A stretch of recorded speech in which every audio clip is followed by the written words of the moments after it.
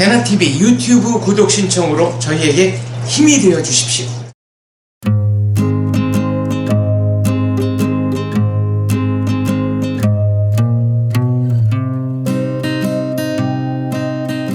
안녕하십니까. 자기훈육법 45번째 시간입니다. 오늘 읽어드릴 글은 불화입니다. 서로 화합하지 못한다. 그때 불화죠. 본문 읽어보겠습니다. 불화는 어리석음 때문에 생긴다. 가족, 타인과 불화가 많다면 스스로 어리석다는 소리다. 상대를 품을 마음도 넓지 않고 남을 설득시킬 지혜도 부족하다는 소리이기 때문이다.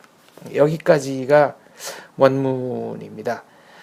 불화라는 게 이 글에서 말하는 것처럼 스스로 어리석은 거라면, 그러니까 자기 마음이 편치 않기 때문에, 그리고 뭐든지 자기 기준으로 다른 사람을 재단하려고 하기 때문에 불화가 생기는 거죠.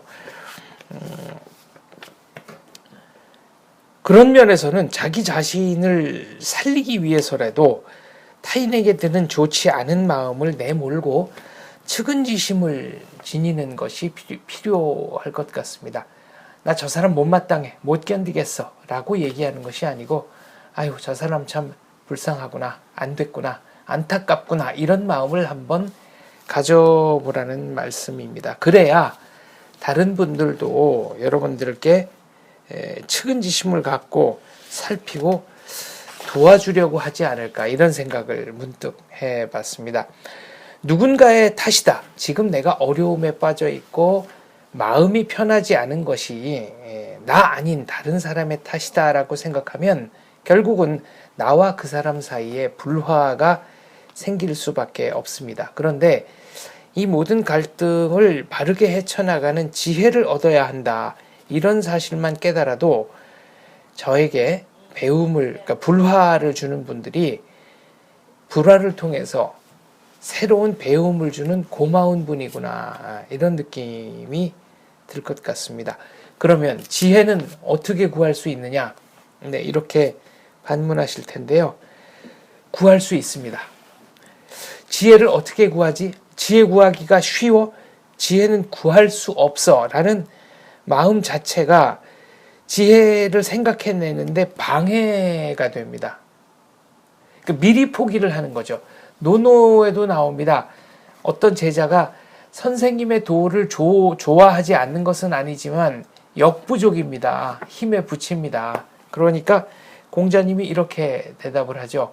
정말로 좋아하는 사람이라면 힘에 부친다, 역부족이다 라는 얘기 자체를 하지 않을 것이다. 본인이 지혜롭지 않다, 이런 분들 계시는데요. 제가 이제 지혜로운 방법, 지혜로운 생각을 하는 가장 좋은 길은 무엇인가? 가만히 명상을 하면서 본인의 마음속에 귀를 한번 기울여 봐라, 이런 말씀 드렸는데요.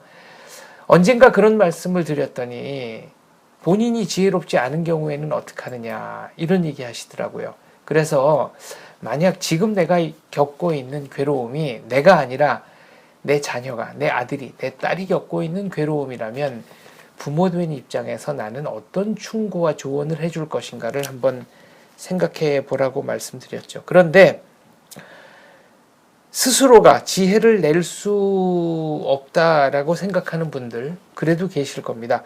그럴 때는 타인에게 묻고 타인에게 지혜를 구하는 방법도 있다는 사실을 조심스럽게 알려드리고 싶습니다.